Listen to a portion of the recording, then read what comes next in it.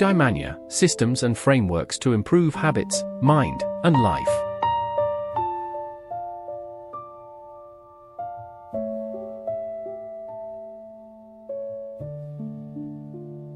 Welcome to Eudaimanya and our deep dive into Never Split the Difference. Yeah, it's a good one. You know, we walk into a room and maybe we are asking for a raise, or we are buying a car, or even just like trying to get a toddler to go to sleep. Oh, yeah. The hardest negotiation. The hardest one, right. Yeah.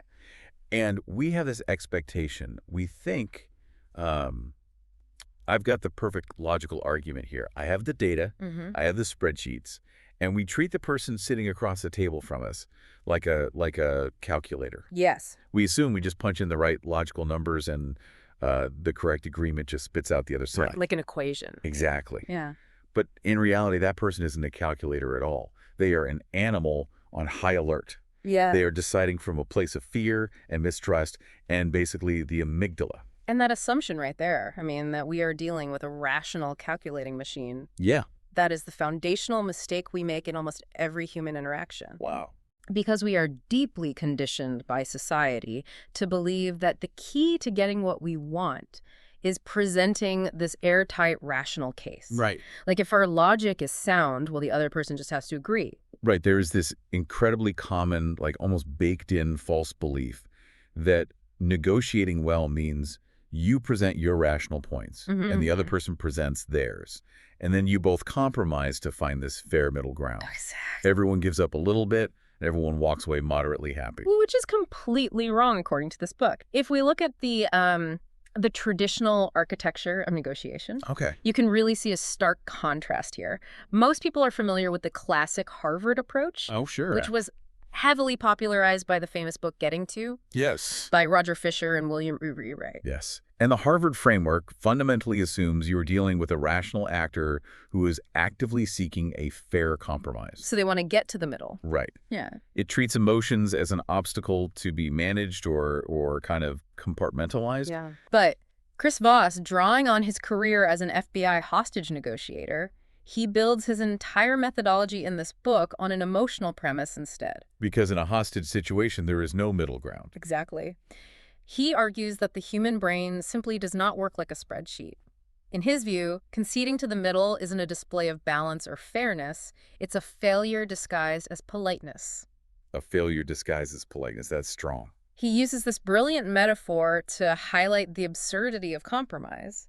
So he says, if you want to wear black shoes, and your counterpart wants you to wear brown shoes, right, a compromise would be wearing one black shoe and one brown shoe. Okay, let's unpack this, because that is such a vivid image. Yeah. One black shoe and one brown shoe is a terrible outcome for everyone. Right, nobody wants that. Nobody actually wants that. So trying to negotiate using pure logic on someone in a state of fear or anxiety, it's like trying to make an omelet without knowing how to crack an egg. Exactly. Or like installing a complex software update while the computer is actively crashing.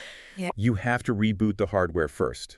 You have to calm the amygdala before the system will even accept your logical inputs. That's a great way to put it. So if pure logic is out and compromising to the middle, it's just lazy, what actually replaces them? Well, what replaces them is the central framework of the book, which is tactical empathy. Tactical empathy. But we need to be very careful with definitions here. Because when people hear the word empathy, they usually think of soft compassion or giving hugs. Right. Or agreeing with someone's underlying value. Being nice, basically. Yeah, being nice. And that is absolutely not what Voss is talking about. No. In this book, tactical empathy is described more like conversational judo. Yes. It is structured listening, weaponized as a martial art. It's about deeply understanding the counterpart's feelings and their worldview and their mindset in the moment, and then using that understanding to co-opt their energy. Precisely. You aren't agreeing with them. You are aggressively mapping their reality so you can navigate it to your advantage. And this maps perfectly onto behavioral neuroscience. The human brain operates with two distinct systems. You have system one, which is fast and animalistic. Instinctive, right? Very instinctive and highly emotional. Then you have system two, which is slow and deliberate and logical. Okay. Tactical empathy intentionally targets system one. You cannot influence someone's logical system two until you have successfully calmed their emotional system one. Okay, so let's get into how we actually do that. Yeah. Starting with biological control. The very first tool in the book is all about the tone of your voice. Oh, yeah. Specifically something Voss calls the late-night FM DJ voice. I love this one. I love this concept, too. We are talking about a deep, slow, downward inflecting voice. Right, and the downward inflection is the secret wiring behind why this works. Think about how we usually speak when we are stressed. High-pitched, right. High-pitched, or when you inflect upward at the end of a sentence, you are essentially asking a question. Like, are you sure? Yeah, you are introducing uncertainty into the room. But when you inflect downward, you are neurologically signaling absolute control. It sends a chemical signal to the other person's amygdala that says, I have got this handled, you are safe. Wow. And crucially, it avoids the trap of the direct assertive voice, which instantly triggers a dominance battle. Oh, because if you come in hot and aggressive, the other person's instinct is to fight back. Exactly. There's a perfect example of this in the book when Voss is dealing with a fugitive named Chris Voss, who had barricaded himself in an apartment. Right.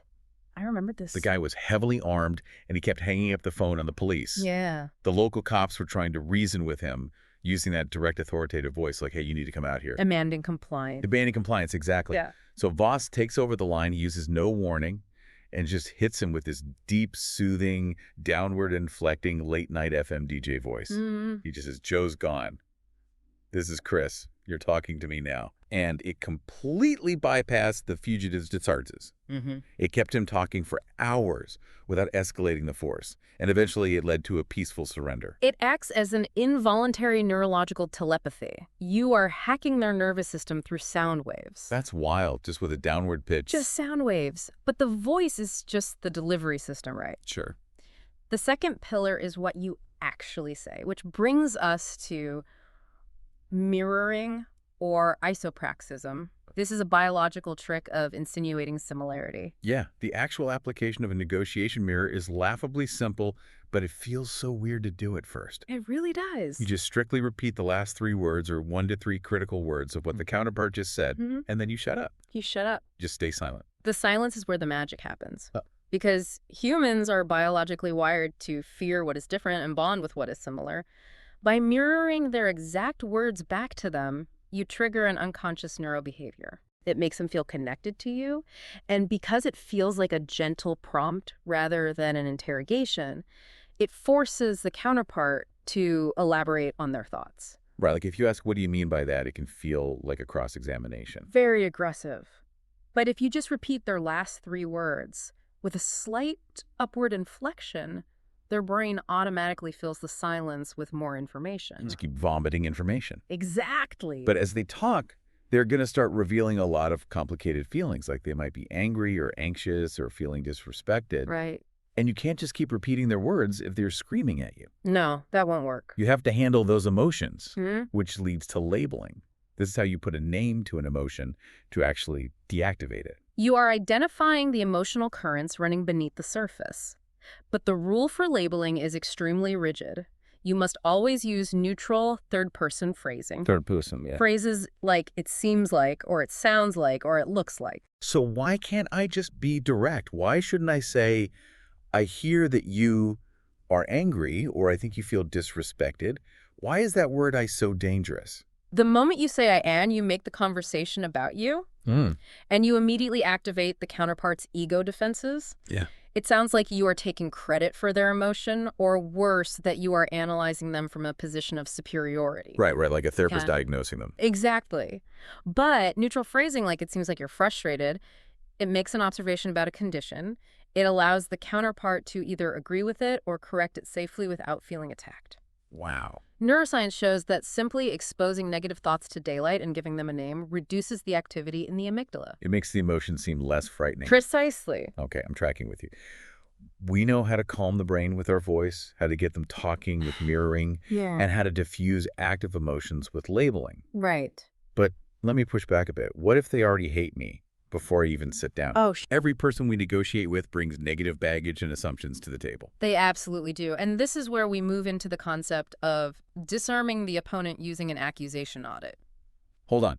You want me to sit down and literally list every terrible negative thing the counterpart could possibly say about me out loud right up front? Yes. Like, hey, boss, you're going to think I'm greedy, entitled, and entirely ungrateful for this job. That feels like career suicide. Aren't I just planting horrible ideas in their head? It feels incredibly counterintuitive. But you aren't planting seeds, you are pulling weeds. Pulling weeds. It is a prophylactic isolation of objections. By self-inflicting the attack, you take the sting out of it. Oh. If your boss is already thinking you are greedy for asking for a raise, that thought is sitting in the room like an unexploded bomb. Yes, the elephant in the room. Right. So by saying, you are probably going to think I'm a typical greedy employee who doesn't appreciate the opportunities here, you rob the accusation of its hostile charge. Their amygdala relaxes because you've already claimed the negative territory. They usually end up defending you against your own audit. No way. They'll say, well, I wouldn't say you're ungrateful.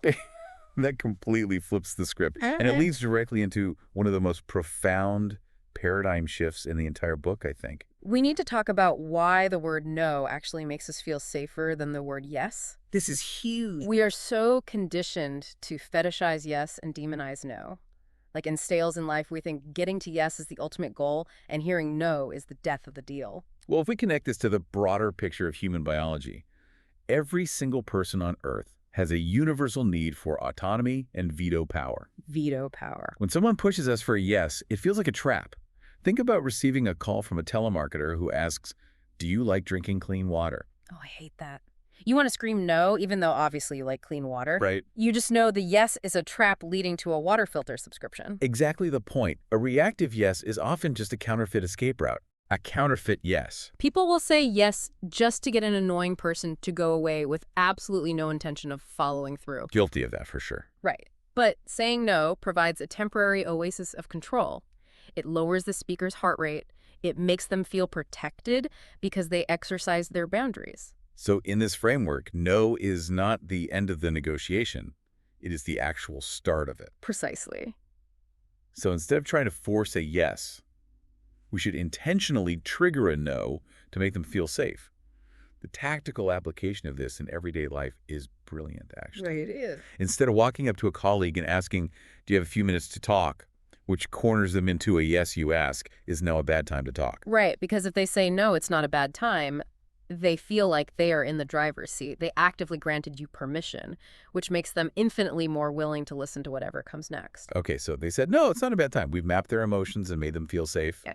But eventually, I do need them to agree with my terms. If yes is often a counterfeit trap, what is the actual phrase we are hunting for to signal a real breakthrough? The breakthrough lies in the vast psychological difference between hearing "you're right" and "that's right." Wait, why is saying you're right a defeat? If I'm arguing with someone and they finally throw up their hands and say you're right, that sounds like a victory to me. It sounds like a victory, but it is actually a polite dismissal. Think about your own behavior. When someone is bothering you or lecturing you and they won't stop making arguments you don't really care about, what do you say to get them to walk away? I just say, yeah, you're right, you're right. You say you're right. It means they agree with your logic in theory, but they have absolutely not internalized the conclusion. They just want you to shut up and leave them alone. Voss tells a great story about his son, Brandon, who played football. Oh, yeah, the blocking story. Yeah, Brandon kept making these fundamental blocking mistakes on the defensive line. And Voss and the coach would sit him down, pull up the tape, and explain the mechanics over and over. And Brandon would nod and say, you're right. But then he would go out on the field and make the exact same mistake. Because the behavior never changed. He didn't own the realization. He was just surviving the conversation. Wow, just surviving it. To achieve real behavioral change, you need the epiphany of "that's right." And the way you achieve this stealth victory is by building a flawless analytical summary. Okay. You combine a paraphrase of their logical words with a label of their underlying emotion. So you feed their entire worldview back to them. Yes. And when you deliver this summary so accurately that the counterpart feels completely and totally understood, they will invariably look at you and say, "That's right." Wow.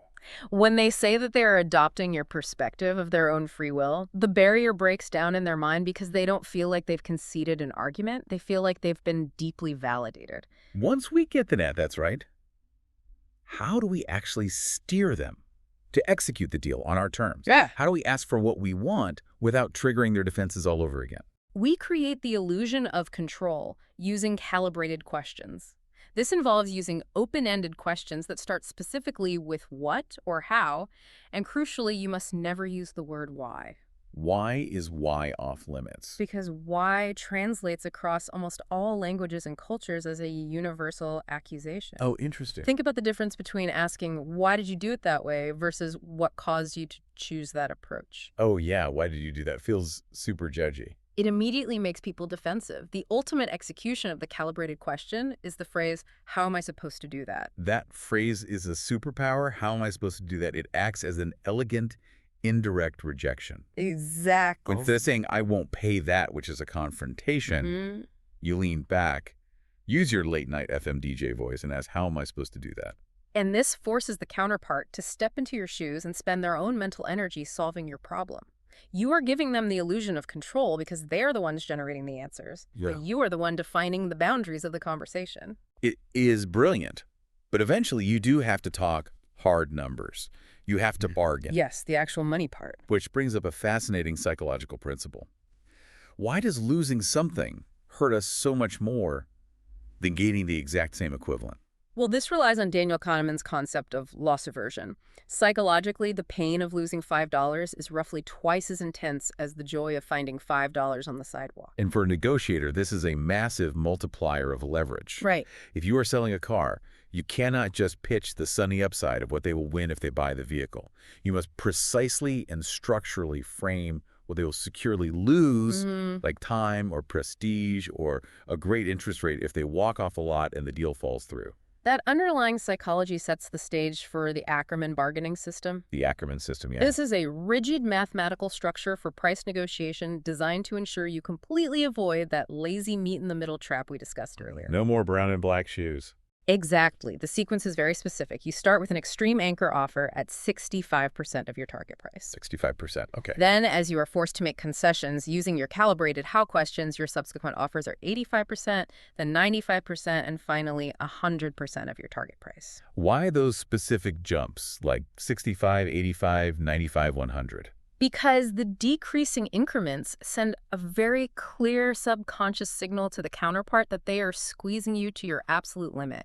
If you go up by 10,000, then another 10,000, they think you have endless pockets. But if your concessions get smaller and smaller, they feel like they are fighting for every last drop. And then at that final 100% mark, you deploy a hyper-specific non-round number. Yes. You don't offer $38,000, you offer $37,893. It creates the illusion of rigorous mathematical calculation as if you emptied every pocket and couch cushion. Right.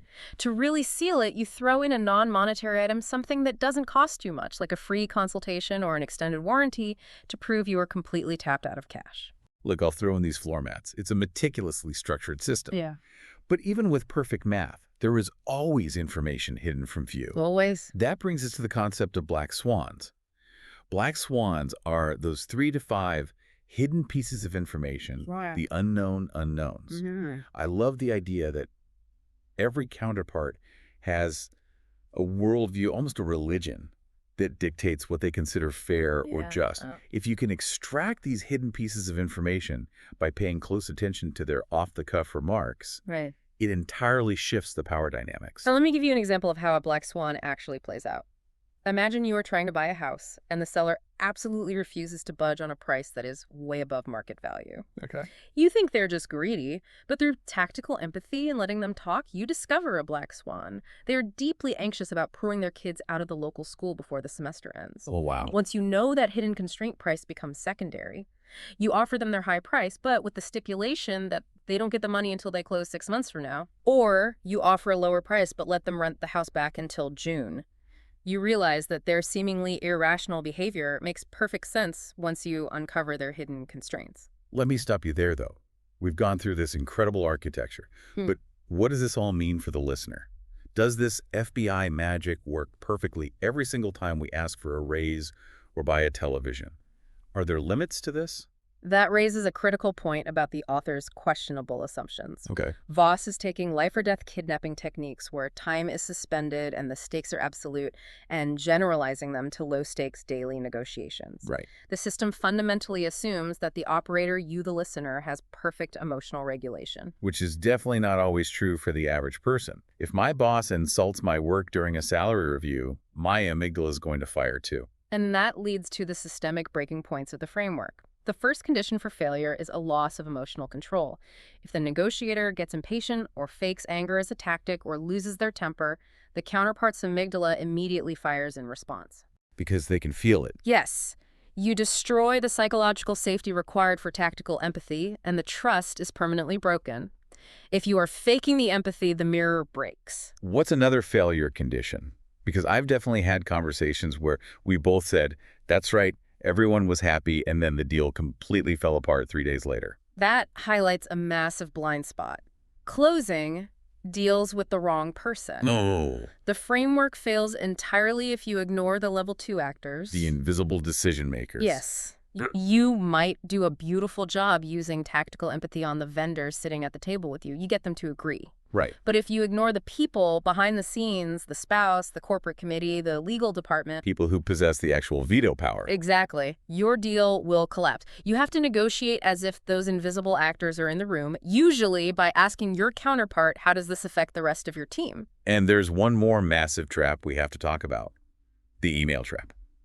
This entire framework collapses in pure asynchronous communication, like email or text messaging.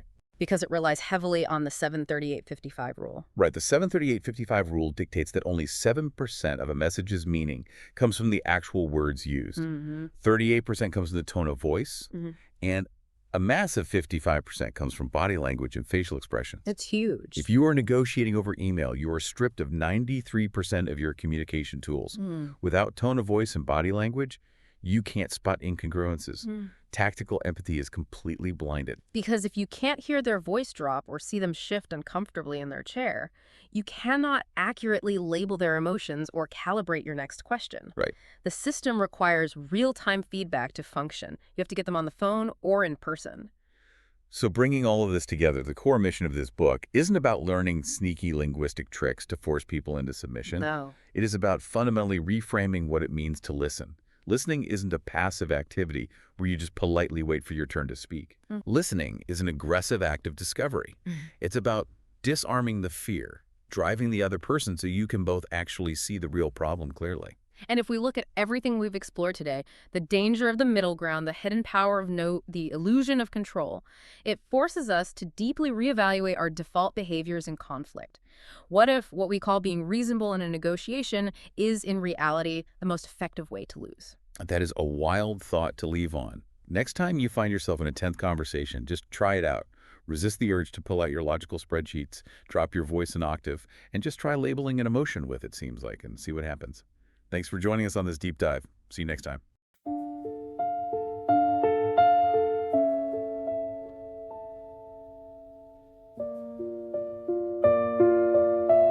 If this video was useful, give it a like, subscribe, and share. More systems and frameworks in the next Eudaimanya video.